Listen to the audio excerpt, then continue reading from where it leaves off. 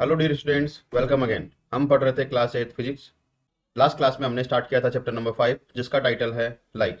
तो आइए class start करते हैं। सबसे पहला आज का जो टॉपिक है वो है sources of light and visibility. मतलब कि सोर्सेज ऑफ लाइट क्या होते हैं और विजिबिलिटी क्या होती है उसको देखो। All luminous bodies are the source of light. Luminous body कौन सी होती हैं? जिनमें थोड़ी सी लाइट होती है, मतलब जो जलती है, जो अपने अंदर से लाइट को एमिट करती है, उसको बोलते हैं luminous. Sun is a luminous body. Sun emits light. Sun makes the day.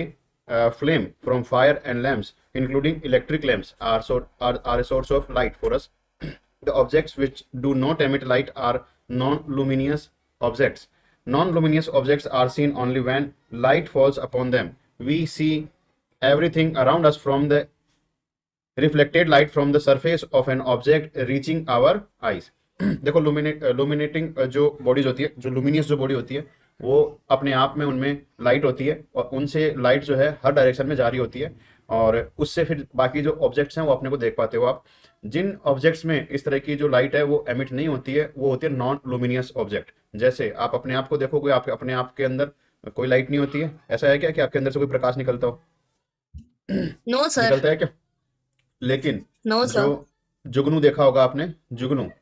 हाँ, तो वो क्या होता है कि उसके अंदर लुमिनियस एक केमिकल होता है, जिसकी वजह से वो जो है लाइट एमिट करता है। ठीक है, तो ये एक छोटा सा टॉपिक। इसके बाद देखो प्रॉपर्टीज ऑफ लाइट। लाइट की कुछ प्रॉपर्टी होती है, उनको देखते हैं। Light can be considered to travel from one point to another along a straight line joining them. The path is called a ray of light. The bundle of such rays constitutes a beam of light. कैसे? एक light का source से एक beam एक रे जब निकलती है, एक लाइट की रे मतलब एक छोटी सी ऐसे लाइन, एक किरण जिसको बोलते हैं, तो वो क्या होगा, एक सोर्स से निकल रही है। अब जब ऐसे बहुत सारे रे जो है वो मिलके एक बीम को बनाएंगे। जैसे आपने देखा होगा कि बहुत सारी रे मिलके एक बीम बनाती है। जब आप वो लेजर लाइट का यूज करते हो, तो लेजर लाइट में क्या होता है, बहुत सारी बीम एक साथ एक जगह पर पॉइंट होती है, तो उससे एक लाइट की एक बीम बनती है, जो कि आपको अच्छे से दिखाई देती है, ग्रीन कलर की। ठीक है, तो उसको बोलते हैं बीम। इस तरह की बहुत सारी रेज हम ऐसे मिलके जाएंगी तो वो बनाएगी एक बीम। ठीक है, नेक्स्ट देखो, the light has the following properties. कौन कौन सी प्रॉपर्टीज है? सबसे पहली बात तो कि लाइट जो है एक स्ट्रेट लाइन में ट्रेवल करती है, इधर उधर नहीं जाती, टेढ़ी मेढ़ी नहीं जाती, सीधी लाइन में वो ट्रेवल करती है। फिर भी अपने को चीजें क्यों दिखाई देती है इधर उधर से, उसको भी अपन देखेंगे। Velocity of light is maximum in vacuum and equal to 3 multiply 10 to power 8 metre per second. इसका मतलब देखो, जो लाइट है वो एक्चुअल में वैक्यूम, मतलब जहां पे बिल्कुल स्पेस होगा, जहां पे कुछ भी नहीं होगा, एयर भी नहीं, वहां पे लाइट जो है मैक्सिमम ट्रेवल करती है। सन से लाइट अपने पास आती है ना, तो वो वैक्यूम में से आती है, लेकिन जैसे वो अर्थ के एटमोस्फेयर में एंटर करती है, तो वो एटमोस्फेयर में उसका एक्चुअल में वहां पे रिफ्लेक्शन वगैरह होते हैं, रिफ्लेक्शन होते हैं, उसकी वजह से वो लाइट जो है थोड़ा सा स्पीड उसकी कम हो जाती है। तो सबसे ज्यादा स्पीड लाइट की जो होती है वो वैक्यूम में होती है, लेकिन साउंड की स्पीड सबसे ज्यादा किस में होती है? सॉलिड में होती है। ठीक है, दोनों सॉलिड। को अलग से आपको समझना है। लाइट की स्पीड कितनी होती है? 3 multiply 10 to power 8 metre per second, ये लाइट की स्पीड है वैक्यूम में। ठीक है, साउंड की स्पीड बताओ कितनी होती है? एयर में साउंड की स्पीड, जो अपने एटमोस्फेयर है उसमें साउंड की स्पीड कितना? 340 मीटर पर सेकेंड। दोबारा से पूछूंगा तो याद होना चाहिए, 340 मीटर पर सेकंड, 344 मीटर पर सेकंड होता है एक्चुअल में, लेकिन 340 भी काम चलेगा। देखो, अब हम पढ़ेंगे इसमें कुछ प्रॉपर्टीज, लाइट की प्रॉपर्टीज, और उनको अलग अलग जो साइंटिस्ट थे उन्होंने कैसे डिस्कवर किया, कौन से साइंटिस्ट ने जो डिस्कवर किया। तो लाइट की कौन सी प्रॉपर्टी ऐसी थी जो कि एक सिंगल थ्योरी जो है इसके ऊपर डेवलप नहीं हो पाई। मल्टीपल थ्योरी है लाइट की प्रॉपर्टीज को लेके, तो अलग अलग साइंटिस्ट आते गए और उन्होंने इस चीज को डिस्कवर करते गए, अपनी वो थ्योरी बताते गए। तो सबसे पहले देखते हैं नेचर ऑफ लाइट। इसमें सबसे पहली जो थ्योरी है उसको बोलते हैं न्यूटन्स कॉर्पस्कुलर थ्योरी। अब देखो, न्यूटन की जो कॉर्पस्कुलर जो थ्योरी थी, उसमें न्यूटन ने क्या बताया कि लाइट जो है एक्चुअल में पार्टिकल्स के फॉर्म में ट्रेवल करता है। कुछ छोटे छोटे टीनी पार्टिकल्स, जिसको आप ये कॉर्पस्कल्स भी बोल सकते हैं, या फिर कणिकाएं हिंदी में बोले तो, जो बारीक बारीक जो कण होते हैं उनमें भी ये ट्रेवल करता है। तो इसमें बहुत स्पीड से ये ट्रेवल करता है उन बारीक बारीक छोटे छोटे कॉर्पस्कल्स के रूप में, जिसको न्यूटन ने अपनी थ्योरी जो की थी क्या, न्यूटन्स कॉर्पस्कल्स थ्योरी, उसमें डिफाइन किया। ठीक है, तो देखते हैं इसको। According to Newton, light travels in space with a great speed as a stream of very small particles called corpuscles. तो इन पार्टिकल्स के रूप में जो ये लाइट है वो ट्रेवल करती है। एक बार रुकना बेटा, क्या हो गया इस पेन पे। ओके देखो, न्यूटन की जो थ्योरी थी इसमें क्या था कि लाइट जो है ऐसे बिल्कुल बारीक बारीक कणों के रूप में ट्रेवल करती है और ये बहुत स्पीड में ट्रेवल करते हैं ये पार्टिकल्स इस तरह से। ठीक है। According to this theory, reflection and refraction of light are explained, while this theory was failed to explain interference of light and diffraction of light. So, wave theory of light was discovered. तो देखो इसमें देखो ये जो Newton की जो corpuscle जो theory थी उसमें क्या था कि इन्होंने एक तो रिफ्लेक्शन और रिफ्रैक्शन इसको तो समझा दिया। रिफ्लेक्शन और रिफ्लेक्शन में देखो मतलब, रिफ्लेक्शन का तो मतलब होता है कि जब आप शीशे के सामने खड़े होते हो आपको अपना उसमें जैसा का जैसा आप हो वैसा का वैसा आपको अपना चेहरा दिखता है उसमें, उसको बोलते हैं रिफ्लेक्शन। ठीक है, प्रतिबिंब इसको बोल सकते हैं या आपकी फोटो उसको बोल सकते हैं। ठीक है। रिफ्रैक्शन क्या होता है? रिफ्रैक्शन होता है कि जैसे दो अलग अलग मीडियम में से जब वो लाइट ट्रेवल करती है तो उसकी स्पीड थोड़ी कम ज्यादा होती है और उसमें उसकी जो रे होती है उसमें भी थोड़ा सा ऊपर नीचे वो उसका एंगल चेंज होता है, उसको बोलते हैं क्या? रिफ्रैक्शन। जैसे अगर आप किसी कोई आपने देखा होगा एक छोटा सा अगर कोई शीशे का टुकड़ा है, मतलब कोई कांच का टुकड़ा है और उसमें से अगर आप कोई लाइट को अगर उसमें से पास करवाओगे या उसके थ्रू आप किसी चीज को देखोगे तो उसमें जो चीजें हैं वो थोड़ी अजीब सी दिखती है। तो वो जो अजीब सी दिखती है ना वो उसी रिफ्रैक्शन की वजह से होती है। लाइट का रिफ्रैक्शन एक प्रॉपर्टी है, इसी चैप्टर में अपन आगे पढ़ेंगे। लेकिन ये जो न्यूटन की जो कॉर्पस्कुलर जो थ्योरी थी इसने दो चीजें नहीं समझाई, एक तो इंटरफेरेंस और एक डिफ्रैक्शन। इंटरफेरेंस का मतलब क्या होता है? इंटरफेरेंस का मतलब होता है जब लाइट ट्रेवल करती है ना तो कुछ इस तरह से ट्रेवल करती है बिल्कुल स्ट्रेट लाइन में। लेकिन इसमें क्या है कि इंटरफेरेंस होता है जब कभी ऐसे लाइट ट्रेवल करती है ना, तो मैंने आपको बताया था जब वो बर्ड वाला जो मैंने एग्जाम्पल बताया तो लाइट जो है हर एंगल पे ऐसे अपनी रे जो है वो उनको ऐसे एमिट करती है। तो जब ये देखो ऐसे एमिट कर रही है हर रे, तो ये एक दूसरे से कट होते हुए ये क्या बनाती है? एक नेट जैसा कुछ बना लेती है, जाल जैसा बना लेती है। एक दूसरे को ये रे कट करती है, इसको बोलते हैं इंटरफेरेंस। एक दूसरे को कट करते हुए जाल बनाती है। जैसे अगर मैं यहाँ पे दो पॉइंट रखूं और यहाँ से लाइट में इन दो पॉइंट के थ्रू, ये कार्डबोर्ड है, दो पॉइंट के थ्रू लाइट जा रही है, इसकी लाइट कुछ ऐसे निकलेगी और इसकी लाइट कुछ ऐसे निकलेगी। तो ये देखो एक दूसरे को कट करके नेट बना रहा है ना यहाँ पे, ये वाला पोर्शन। तो यहाँ पे क्या होता है कि इसको बोलते हैं इंटरफेरेंस। जब दो बीम एक दूसरे को काटते हुए निकलती है तो लाइट की प्रॉपर्टी होती है कि उसमें इंटरफेरेंस होता है। लेकिन न्यूटन की जो ये कॉर्पस्कुलर जो थ्योरी थी इसने इसको नहीं समझाया। एक होता है डिफ्रैक्शन। डिफ्रैक्शन का मतलब होता है हिंदी में बोले तो इसको बोलते हैं विवर्तन। हिंदी में तो नहीं याद आ रहा मेरे को भी, शायद विवर्तन बोलते हैं इसको। लेकिन इसको वैसे समझो कि ये डिफ्रैक्शन होता है क्या? डिफ्रैक्शन का मतलब आपने कभी देखा होगा कि जब आप किसी शीशे से या फिर किसी कांच के टुकड़े से लाइट को जब निकालते हो तो उसमें से अलग अलग कलर की रे निकलती है। जब आपने देखा होगा कि यस जो सर। रेनबो रेनबो बनता है, रेनबो किस वजह से बनता है? इसी, स्केल से। हाँ इसी डिफ्रेक्शन की वजह से बनता है रेनबो। ठीक है। उसमें क्या होता है कि एक लाइट जो हर कलर की जो रे होती है वो मिक्सचर, जो व्हाइट कलर की जो लाइट आपको दिखती है वो एक जगह से आप उसको पास करवाते हो एक मीडियम से, तो उसमें क्या होता है उसके वो जो कलर हैं वो अलग अलग रे उसकी अलग अलग डायरेक्शन में जाती है उनकी स्पीड के हिसाब से, क्योंकि अलग अलग कलर की रे अलग अलग स्पीड से ट्रेवल करती है। जब वो उस पर्टिकुलर मीडियम से गुजरती है तो उसके जो रे जो है वो डिफरेंट एंगल पे बाहर निकलते हैं, जिससे कि वो अलग अलग कलर जो है आपको देखने को मिलता है। ये आप एक्सपेरिमेंट से भी देख सकते हो। आपको इसी चैप्टर में आगे बताऊंगा कि किस एक्सपेरिमेंट से आप इस डिफ्रेक्शन को घर पे भी चेक कर सकते हो। तो यहाँ पे समझ में आया न्यूटन की जो कॉर्पस्कुलर जो थ्योरी थी उसने दो चीजें समझाई, रिफ्लेक्शन और रिफ्रैक्शन। लेकिन इंटरफेरेंस और जो ये डिफ्रेक्शन ऑफ लाइट इसको वो समझा नहीं पाया। अब अगर वो यस नहीं सर। समझा पाया तो एक नए साइंटिस्ट आए और उन्होंने फिर बाद में अपनी थ्योरी दी, उसको बोलते हैं वेव थ्योरी। उन्होंने बोला कि लाइट जो है वो वेव शेप में जो है आगे बढ़ती है। ठीक है। अब इसको देखते हैं वेव नेचर ऑफ लाइट क्या होता है। Eugen considered the light remains in the form of mechanical ray, and he considered a hypothetical medium like ether for propagation of light wave. तो उन्होंने क्या बताया, जो यूजन जो थे उन्होंने क्या बताया कि ये जो लाइट की जो रे है ये मैकेनिकल रे है। जैसे आपके साउंड ट्रेवल करता है वैसे ही लाइट भी ट्रेवल करती है ऐसे रे फॉर्म में। ठीक है। और उन्होंने इसके लिए एक मीडियम बताया, हाइपोथेटिकल, मतलब उन्होंने अपने विचार में सोचा कि एक कोई ना कोई ऐसा मीडियम है जिसको उन्होंने ईथर बताया। बोला कि ईथर एक मीडियम है जिसके थ्रू ये जो वेव है ये प्रोपेगेट करती है, मतलब कि ये आगे से आगे बढ़ती है। So light wave are declared electromagnetic waves, so there is no need of medium for propagation of these waves. They can travel in vacuum also. The speed of these waves in air or in vacuum is maximum 3 multiplied 10 to power 8 metre per second. तो उन्होंने क्या बताया कि इसीलिए जब वो ऐसे wave form में जब वो प्रोपेगेट करती है तो उन्होंने बताया क्या कि ये जो वेव होती है ये इलेक्ट्रोमैग्नेटिक वेव होती है। ये वेव में ये ट्रेवल करती है ना, इलेक्ट्रोमैग्नेटिक वेव होती है जिसमें ये ट्रेवल करती है। और इसके लिए उन्होंने बताया कि इलेक्ट्रोमैग्नेटिक वेव होने की वजह से इसको ना तो किसी मीडियम की जरूरत पड़ती है, ये वैक्यूम में भी ट्रेवल कर सकती है, ये किसी मीडियम में भी ट्रेवल कर सकती है, और इसकी मैक्सिमम जो स्पीड उन्होंने बताई वो बताई 3 मल्टीप्लाई 10 की पावर 8 मीटर पर सेकंड, जो कि ऊपर लाइट की स्पीड होती है, वेलोसिटी होती है। लेकिन देखो यहाँ पे उन्होंने इलेक्ट्रोमैग्नेटिक वेव तो बता दिया, लेकिन इन्होंने यहाँ पे एक चीज को नहीं एक्सप्लेन कर पाए, जो लाइट की प्रॉपर्टी होती है। सन से लाइट आती है, अपन इलेक्ट्रिसिटी बनाते हैं, किससे बनाते हैं? फोटो इलेक्ट्रिक, उसमें सेल लगे होते हैं, वो इलेक्ट्रिक, वो जो एनर्जी होती है वो ट्रांसफर होती है, रे से जो एनर्जी होती है वो ट्रांसफर होती है एज ए इलेक्ट्रिक, उसमें फिर बाद में इलेक्ट्रोमैग्नेटिक इफेक्ट डेवलप होता है, उससे फिर बाद में इलेक्ट्रिसिटी बनती है। तो ये जो फोटो इलेक्ट्रिक जो इफेक्ट होता है, इसको वो नहीं समझा पाए। फोटो इलेक्ट्रिक इफेक्ट जिससे आप सोलर से लाइट बनाते हो, उस चीज को वो समझा नहीं पाए with the help of wave theory। Wave theory से ये चीज समझ में नहीं आई। सो Planck gave a new theory which was known as quantum theory of light। This theory is fail to explain photo electric effect. तो मैंने बताया फोटो इलेक्ट्रिक इफेक्ट को ये समझा नहीं पाए, इसीलिए प्लैंक नाम से एक नए वैज्ञानिक आए, नए साइंटिस्ट आए, और उन्होंने अपनी थ्योरी दी, उसको बोलते हैं क्वांटम थ्योरी। अब ये क्वांटम थ्योरी क्या थी, इसको देखो।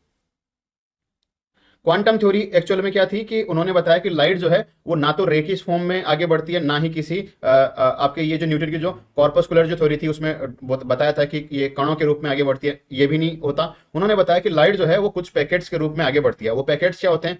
उस पैकेट में अलग अलग चीजें होती हैं, जैसे कि उसमें वेव भी होते हैं, उसमें वो कण भी होते हैं, जिसके फॉर्म में वो आगे बढ़ती है। तो इसको देखते हैं आगे।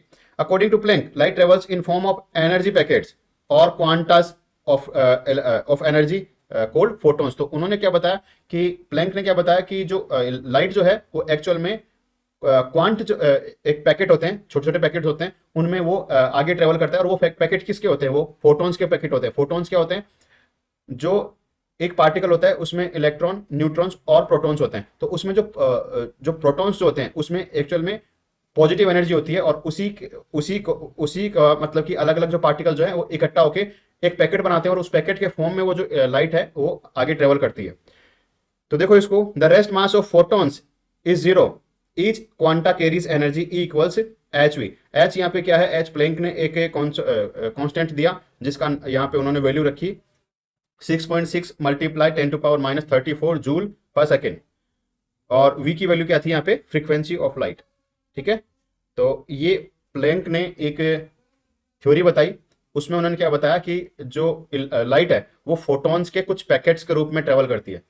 कुछ पॉजिटिव कुछ पार्टिकल्स होते हैं, एनर्जी के पार्टिकल्स होते हैं, जो उस पैकेट्स के रूप में वो ट्रेवल करती है। जैसे ऐसे कोई पैकेट्स होते हैं छोटे छोटे, उसमें ये फोटॉन्स होते हैं ऐसे, और इस फॉर्म में वो जो है लाइट जो है वो ट्रेवल करती है। ठीक है, तो इससे उन्होंने क्या बताया? इससे उन्होंने जो फोटो इलेक्ट्रिक जो इफेक्ट था उसको यहाँ पे उन्होंने प्रूव किया। लेकिन some phenomenas like interference of light, diffraction of light are explained with the help of wave theory, but wave theory was failed to explain the photoelectric effect of light। it was explained with the help of quantum theory। so light has dual nature। अब देखो दो चीज आपको पता लगी। एक तो जो मैंने भी पहले बताया कि जो ह्यूजन जो थे उन्होंने वेव थ्योरी दी थी कि लाइट जो है ऐसे वेव फॉर्म में आगे बढ़ती है। तो न्यूटन की जो थ्योरी थी वो तो फेल हो गई। न्यूटन की कौन सी थ्योरी थी? न्यूटन की थ्योरी थी कॉर्पस्कुलर थ्योरी, जिसमें उन्होंने बताया कि डॉट डॉट डॉट डॉट में वो आगे ट्रेवल करता है, वो तो फेल हो गई। लेकिन फिर उसके बाद में जो थ्योरी आई थी वेव नेचर की थ्योरी, मतलब कि वेव फॉर्म में वो लाइट ट्रेवल करती है, उसने कुछ चीजें एक्सप्लेन की, लेकिन कुछ चीजें एक्सप्लेन नहीं की।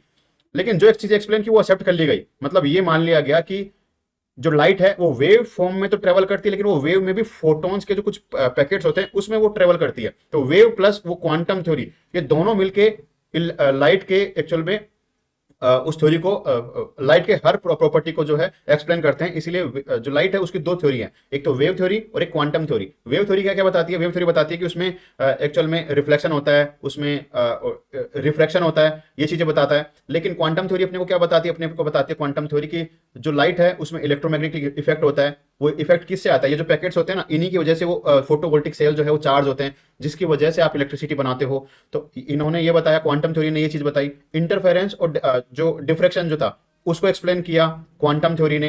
तो ऐसे करके दो थ्योरी अपने पास में आई, क्वांटम थ्योरी और वेव थ्योरी। दोनों ही लाइट की थ्योरी है, दोनों में कंफ्यूजन नहीं होना। लाइट की दो थ्योरी जो है वो वैलिड है। ठीक है, इसलिए ड्यूल थ्योरी बोलते हैं लाइट की, कि लाइट जो है वो ड्यूल नेचर की होती है, अलग अलग तरह से वो प्रोपेगेट करती है। अब देखो dual nature of light. De Broglie explain the dual nature of light, wave nature and particle nature.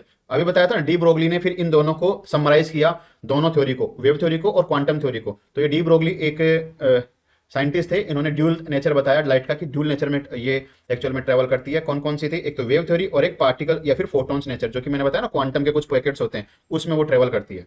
तो वेव थ्योरी जैसे आपने पता लगाया कि light is electromagnetic waves, it is transverse in nature and propagate in vacuum. तो ये तो wave theory ने बता दिया। पार्टिकुलर या फिर जो पार्टिकल या फिर जो फोटॉन्स नेचर जो थे उसमें क्या बताया गया? With the help of this theory Einstein explain the photo electric effect. तो आइंस्टाइन ने ये जो फोटो इलेक्ट्रिक जो इफेक्ट जो है उसको एक्सप्लेन किया क्वांटम थ्योरी को बेस बना के। ठीक है, तो इतने सारे जब साइंटिस्ट मिले उन्होंने अपने अपने यहाँ पे आइडिया को एक्सपेरिमेंट किया और फिर अपनी अपनी थ्योरी दी। लास्ट में अपने पास कंक्लूजन क्या निकला? लाइट की दो नेचर होते हैं, एक तो होता है वेव नेचर और एक होता है क्वांटम। ठीक है, तो वेव फॉर्म में लाइट ट्रेवल करती है और क्वांटम उसमें कुछ फोटॉन्स के पैकेट्स के रूप में वो ट्रेवल करती है। तो ये ही बात आपको पता होनी चाहिए कि लाइट की दो प्रॉपर्टी होती है। अब इन सब चीज़ों से अपने को कुछ यहाँ पे प्रैक्टिकल है उनको करके देखते हैं। लाइट ट्रेवल्स इन ए स्ट्रेट लाइन, तो इसको चेक करते हैं कि लाइट जो है स्ट्रेट लाइन में ही ट्रेवल करती है कि नहीं करती है। ठीक है, अच्छा यहाँ तक समझ में आया? किसी को कोई प्रॉब्लम? No, sir. सौम्या कोई डाउट? No, sir. चलो, light travels in straight line, अब इसको चेक करते हैं। देखो प्लेस ए लाइट, देखो place a light candle on a table, take a rubber tube with and look through it at the flame, bend the tubes. देखो यहाँ पे जो लिखा है इसको मैं एक बार में आपको बता देता हूँ क्या है एक्चुअल में। होता क्या है कि आपने एक यहाँ पे मोमबत्ती जलाई, ठीक है, और यहाँ पे एक पाइप है, ठीक है, एकदम स्ट्रेट पाइप है। जब आप इसके इस एंड से देखोगे अपनी आईज से, है ना, तब आपको ये फ्लैम दिखेगी।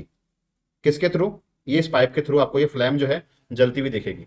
लेकिन अगर आप यहाँ पे सेकंड, ये फर्स्ट कंडीशन है। सेकंड कंडीशन देखो यहाँ पे, ये मोमबत्ती जल रही है यहाँ पे, और ये जो पाइप है, अब आपने पाइप जो लिया है वो थोड़ा बैंड पाइप लिया है इस तरह से। अब अगर आप इसको यहाँ से देखोगे तो आपको ये जो फ्लैम है ये जलती हुई इस पाइप के थ्रू नहीं दिखेगी।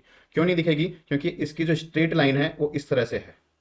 जो यहाँ पे जो ट्रेवल करेगी लाइट वो कुछ इस तरह से ट्रेवल करेगी, और ट्रेवल ऐसे स्ट्रेट लाइन में ट्रेवल करने की वजह से वो ऐसे मुड़ेगी नहीं अंदर से, रे थोड़ी ना मुड़ जाएगी इसके अंदर लाइट की।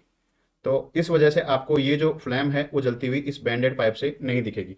और इससे प्रूव होता है कि लाइट जो है वो स्ट्रेट लाइन में ही ट्रेवल करती है, ना कि ऐसे बैंडेड ट्यूब से भी आप उसको देख सकते हो। आपने कभी देखा होगा कि टॉर्च जो होती है, टॉर्च को जब आप जलाते हो तो वो सामने जो उसकी जहाँ पे फोकस जाता है वहां की चीजें दिखती हैं, टॉर्च के पीछे की चीजें नहीं दिखती है। ऐसा क्यों? सर क्योंकि वो लाइट का रिफ्लेक्शन ही उस पर्टिकुलर थिंग के ऊपर होता है। लाइट का रिफ्लेक्शन नहीं बेटा, लाइट का जो ट्रांजिट, जो एक्चुअल में जो उसका जो मेथड है वो क्या है? स्ट्रेट लाइन में ट्रेवल करती है। स्ट्रेट लाइन में जहां स्ट्रेट से वो लाइन। ओरिजिनेट हो रही है तो वो स्ट्रेट लाइन में सामने तो जाएगी, ऐसे थोड़ी ना ऐसे घूम के पीछे आ जाएगी, ऐसे थोड़ी ना यस होता है। सर। तो जब टॉर्च आप जलाते हो तो टॉर्च की लाइट आपको बिल्कुल सामने दिखेगी ऐसे। गाड़ी की हेडलाइट होती है, मोटरसाइकिल की हेडलाइट होती है, सामने ही जलती है, सामने ही दिखता है, पीछे दिखता है क्या उससे? No sir. क्यों नहीं दिखता? क्योंकि वो लाइट जो है वो स्ट्रेट लाइन में ट्रेवल कर रही होती है। आपने एक कहावत सुनी होगी, दिया तले अंधेरा, यस सुना है? सर। तो यस जो सर। जो दिया होता है उसके नीचे अंधेरा क्यों होता है, जबकि वो तो जल क्योंकि रहा है? सर लाइट स्ट्रेट लाइन में वो देखो करती अब है। यहाँ से जो लाइट जल रही है ना वो इस तरह से, ये डायरेक्शन होगी लाइट की, ठीक है। लेकिन क्या यस इसको सर। दिए के नीचे भी आ जाएगा ये लाइट? इसको पार करते हुए नहीं आएगी। नहीं इसीलिए आएगी जहां सर। जहां तक दिए की शेप होती है उसके नीचे आपको डार्कनेस ही आपको दिखेगी, ठीक है। तो ये कुछ एक्सपेरिमेंट थे। Yes sir. अब देखते हैं रिफ्लेक्शन ऑफ लाइट। लाइट में रिफ्लेक्शन किस तरह से होता है। ये यहाँ पे पूरा बोल बच्चन है, इसको समझने के लिए मैं आपको डायरेक्ट समझा देता हूँ। देखो, रिफ्लेक्शन का मतलब होता है कि लाइट कहीं मतलब कि जो लाइट है वो गई, टकराई और वापस किसी और चली गई, या फिर उसी डायरेक्शन में वापस आ गई। मतलब कोई भी डायरेक्शन में वो जा सकती है, लेकिन टकराने के बाद में जब वो कहीं और जा रही है लाइट, उसको बोलते हैं रिफ्लेक्शन। कैसे? देखो, मान के चलो कि इस तरह से एक ये मिरर है, ठीक है। मिरर जब कभी आप ड्रॉ करोगे, जब इसमें ऐसे पीछे की साइड में जब आपने ये तिरछी लाइनें डाल दी, इसका मतलब पीछे की साइड से दिख रहा नहीं है, आपको इधर से ही दिख रहा है इसमें, ठीक है। तो इस तरह से है। यहाँ पे देखो एक रे, अगर आप एक लेजर लाइट को यहाँ पे डालोगे इस साइड से, ये लेजर लाइट है मान के चलो यहाँ पे, और इस साइड से आपने इस मिरर के ऊपर लेजर लाइट डाली, तो ये लेजर लाइट क्या होगा, आपको यहाँ पे टकरा के और ये वापस से इस डायरेक्शन में मूव हो जाएगी इस तरफ से। तो देखो इसका इंसिडेंट जो रे होती है वो इंसिडेंट एंगल जो बनाती है उतना ही एंगल आपका रिफ्लेक्टेड रे बनाएगी। तो आई इक्वल्स यहाँ पे angle I equals angle R होता है। ये एक प्रॉपर्टी होती है रिफ्लेक्शन ऑफ लाइट। इसकी एक प्रॉपर्टी होती है कि जितने एंगल पे वो रे मतलब किसी ऑब्जेक्ट के ऊपर जा रही है उसी और उतना ही एंगल वो आफ्टर रिफ्लेक्शन के बाद में वो बनाती है। ये नॉर्मल है, मतलब कि ये बिल्कुल मीडियन पॉइंट है। ठीक है, तो ये समझ में आया रिफ्लेक्शन ऑफ लाइट। इसमें जिस एंगल पे यस लाइट आ सर। रही है उसी एंगल से वो रिफ्लेक्ट होके वापस चली जाती है। Yes sir. सर अब तभी इसको अपन है ना मिरर लेते हैं और सनलाइट, यही यही वाला हाँ, सर। देखो इसमें जो है एक्टिविटी के रूप में भी आप इसको चेक कर सकते हो। कैसे, जैसे मान के चलो कि यहाँ पे ये सन है और ये यहाँ से इसकी रे आ रही है। अब इसके हाथ में देखो ये मिरर है। अब ये मिरर है, यहाँ पे ये आ रही है और यहाँ से रिफ्लेक्ट होकर ये देखो सामने वॉल के ऊपर इसका ये इमेज जो है लाइट का वो यहाँ पे फोकस होके यहाँ पे आ रहा है। ठीक है, तो यहाँ पे कैसे आपको कैसे पता लगेगा कि आई इक्वल्स आर है, जब आप इसको चेक करोगे। वेट ए मिनट, अगर आपने इसको ऐसे बिल्कुल स्ट्रेट मान लिया और मान के चलो ये इसका मीडियन पॉइंट है। ठीक है, तो ये इस तरह से आया और ये इस तरह से रिफ्लेक्ट हो गया। तो ये एंगल और ये एंगल ये दोनों इक्वल होगा। ये कौन सा एंगल है, ये एंगल आई, जो कि इसमें ये रे जो आ रही है वो, और ये आफ्टर रिफ्लेक्शन एंगल आर। तो angle I equals angle R होता है। घर पे ट्राई करके देखना इसको। तो कंक्लूजन आपको यहाँ पे ये मिलेगा, smooth surfaces can cause reflection of light, such a reflection is called regular reflection. Rough surfaces do not cause regular reflection, such reflection is called irregular reflection या फिर डिफ्यूज रिफ्लेक्शन। अब रिफ्लेक्शन में भी देखो दो तरह के चीज होते हैं। जो मिरर होता है वो पूरी तरह से उसको रिफ्लेक्ट करता है, लेकिन कई बार आप देखते हो कि कुछ स्टील के बर्तन होते हैं, घर में देखो प्लेट वगैरह, प्लेट से भी आप इस तरह यस का सर। फोकस बना सकते हो। तो वो क्या होता है, प्लेट से इस तरह से पूरी तरह से वो रिफ्लेक्ट नहीं करता, तो उसको आप क्या बोलोगे, उसको बोलोगे आप रफ सॉरी उसको आप बोलोगे irregular reflection, irregular. Irregular reflection या फिर डिफ्यूज रिफ्लेक्शन। ठीक है, और जो पूरी तरह से उसको रिफ्लेक्ट कर देता है सरफेस से, मतलब बिल्कुल जैसे शीशे से जो रिफ्लेक्शन होता है उसको क्या बोलते हैं, रेगुलर रिफ्लेक्शन, जो कि स्मूथ सरफेसेस से किया जाता है। इसको भी समझेंगे एक्सपेरिमेंट से, लेकिन उससे पहले देखो कुछ जनरल टर्म्स इन एक्सपेरिमेंट में जो आ रही है वो देखो। सबसे पहले मिरर पता होना चाहिए। मिरर क्या होता है, मिरर क्या होता है एक्चुअल में, मिरर कोई शीशे का नहीं होता। मिरर वो चीज होती है जो एकदम स्मूथ सरफेस है और वो मतलब कि वो पॉलिश सरफेस होती है, और वहां से जब आप कोई भी लाइट जब किसके ऊपर डालते हो, मतलब वहां से जो रिफ्लेक्शन जो होता है वो पूरी टोटल रिफ्लेक्शन होता है, मतलब पूरी तरह से वो चीज जो है ना आपको आर पार दिखती है, तो उसको बोलते हैं mirror. Any smooth polish surface which can bounce back the parallel rays of light into the original medium as parallel rays is called mirror. तो उसको बोलेंगे मिरर। शीशे से ही नहीं मतलब है, हो सकता है कि कोई मेटल की चीज हो वो भी पूरी तरह से रिफ्लेक्ट कर रही हो, तो वो भी एक मिरर का काम करेगी।